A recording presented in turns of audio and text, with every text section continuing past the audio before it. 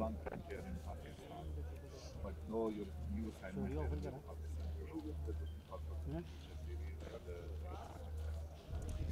look, I think it's about setting the tone early in terms of the way, I'm keen for Pakistan to play white ball cricket.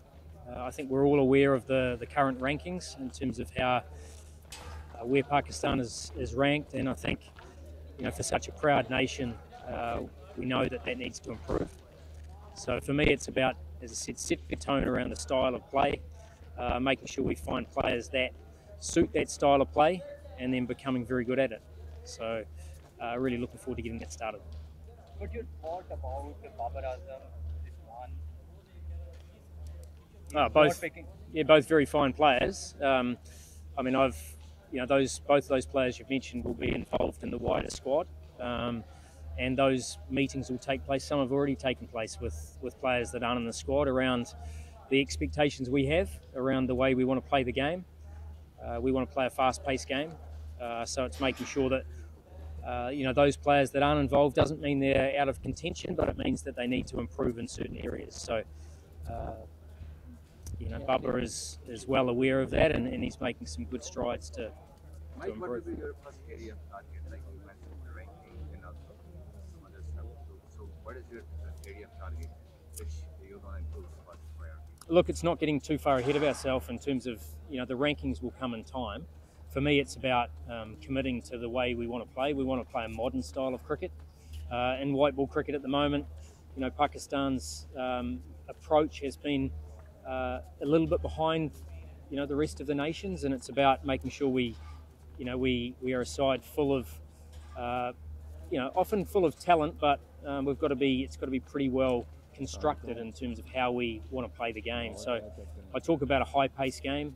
You can only play that if you've got depth of batting, and you've got lots of different bowling options to adjust to the conditions that you're confronted with. So it's about, building the right players and putting them in the right positions. Mike, inconsistency and insecurity has been one of the problems for Pakistan, especially in the white ball. So as in last year there was a fresh team selected, but now there are 8 changes in this series. So what are your plans to fix these things like inconsistency and insecurity in the players? Look, I think picking fresh players is great, but there's got to be a real plan around what that looks like. And as I said, we've been really clear around the style of play we want, and then it's about picking players that can do that. It's not about just being aggressive, it's about being smart as well, and making sure that we pick players to do roles that they've already been good at in different, whether it be different levels, and making sure that the play suits the role that we want them to play. Only then we can be consistent with the selection. Mike, what sort of powers do you have as a head coach? Do you have a role in selection of the squad? Did you talk to the selection committee? And how long you are here to Pakistan? Can you explain the contract? How many years? Yeah, so look, I'm part of the selection committee.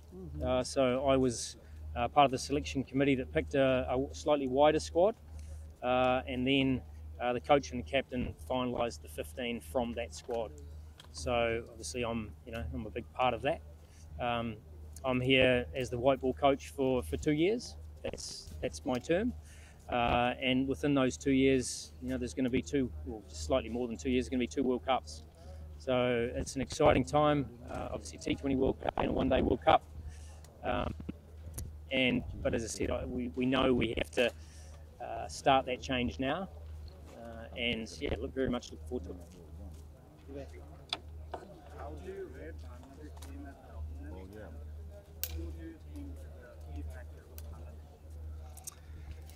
Oh, look, Bangladesh in these conditions are always challenging. I've obviously been to Bangladesh many times, and in their own conditions they're challenging. I think their seam bowlers have improved dramatically over the last few years from where they were, so they certainly got seam bowlers that can challenge any side with the new ball. Not as reliant on spinners. I think they bat a lot deeper now. I think they're well led. Look, there are so many players that I'm not going to target one in particular. Obviously, we've got our scouting in place, But yeah, we won't be taking anyone lightly, that's for sure. Every Pakistan player, like who is in the squad, everyone is informed because they played very well in the PSL. And in the other hand, Bangladesh lost against UAE in the third. They didn't play well. Do you think they are in the backseat in this case? Well, what I would say is they've played 3 internationals in the week leading up to this. So, as a team, they're getting up to speed from a team perspective, the way they want to play. So I certainly don't think anyone in this Pakistan team will be taking Bangladesh lightly. We'll be preparing as we have to.